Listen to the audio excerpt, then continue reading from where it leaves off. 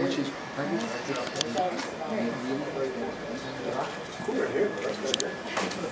I'll say a couple things. I'm going to turn over to Governor Jindal, and then we'll take some questions for you.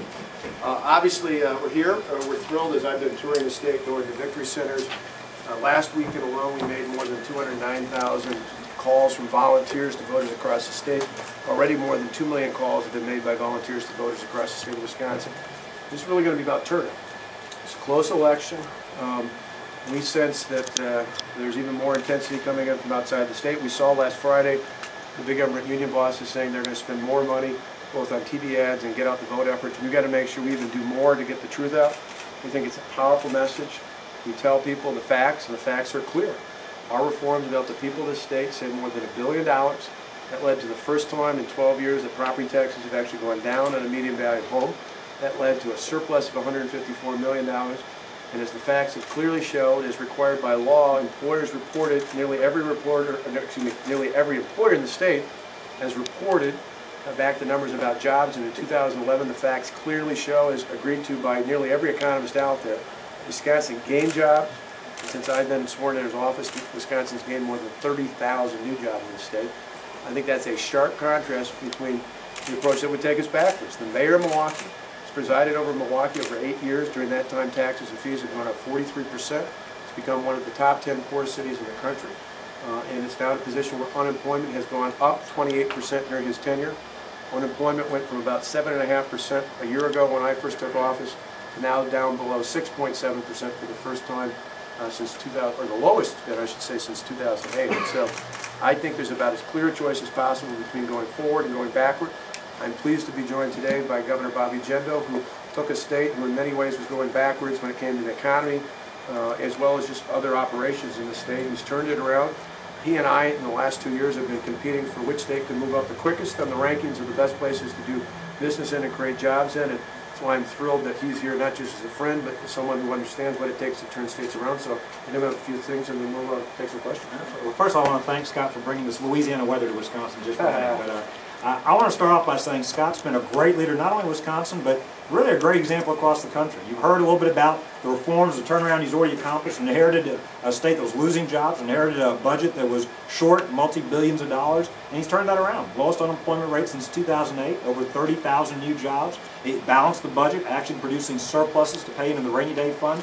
He has shown what strong, principled, conservative leadership looks like. He has shown that produces real results for the people of Wisconsin.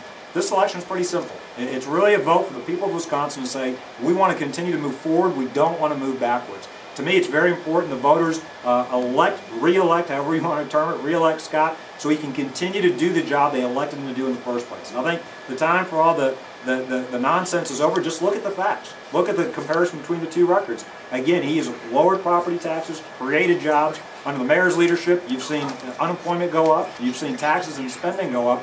I don't think that's the right direction for Wisconsin. I'll close by saying these are very important times for Wisconsin, very important times for our country. We need great leaders. We need leaders, men and women of conviction, of principles, of integrity. Scott's done more in his short time in office than many elected leaders get done in their entire careers.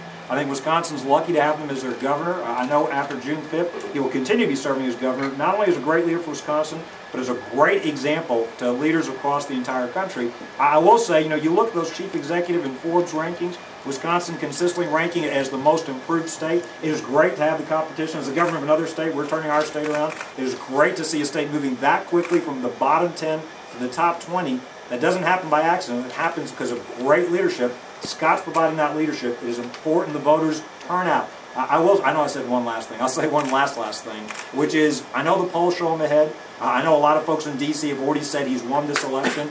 I just want the folks of Wisconsin to know votes decide elections, not polls, not endorsements. So it is so important that folks out there don't take this for granted. They show up and vote. This is an extremely important election. As Scott said up there, it is about the next generation. It's not about the next election. It really is about creating a better Wisconsin for our kids and grandkids.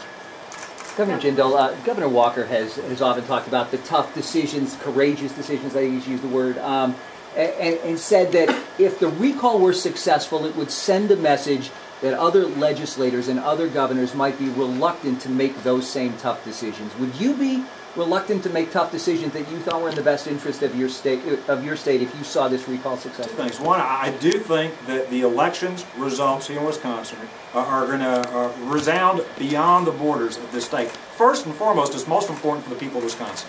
This election is about Wisconsin. This election is about, do we continue to move forward creating jobs? Do we continue to move forward cutting property taxes? Mayor Barrett's been very clear. He's going to remove that cap. Taxes would go up. He's been very clear. Look at his record. Under his leadership in Milwaukee, spending and taxes went up, unemployment went up. This election is first and foremost about the people of Wisconsin. And right now, the state is moving in the right direction. I think it's important to continue that positive direction. However, secondly, the election results will send a message across the country. Look, there are recall efforts targeting legislators in my state. The media has reported there's a woman from Wisconsin that's come down to Louisiana to help organize some of those recall efforts.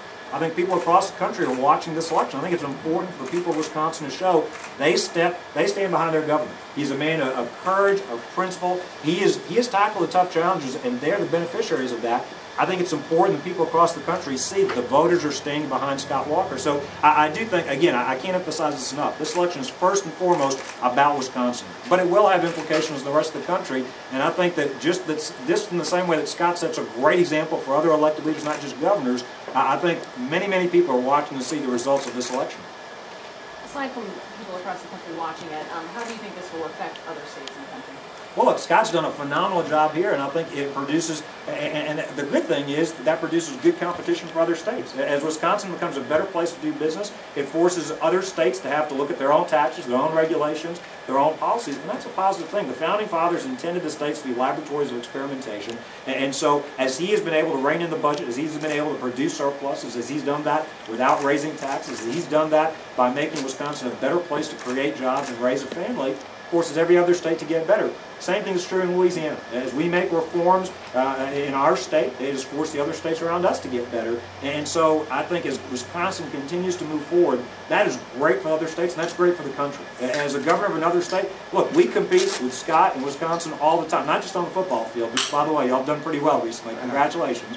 But we compete in economics, we compete in business retention or recruitment.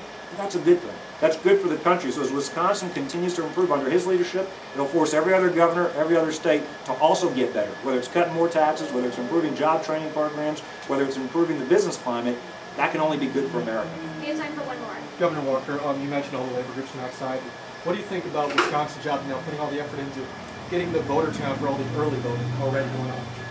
Well, I think that's just a good example of where you see groups like that. You see the president's Organizing for America, you see MoveOn.org, you see all these liberal special interests out there, many of them driven from Washington, who want to come in. They've been in since last spring. They came in last February and March and tried to dominate the debate then with TV and money that came in as well as bodies that came in. They came in the Supreme Court race.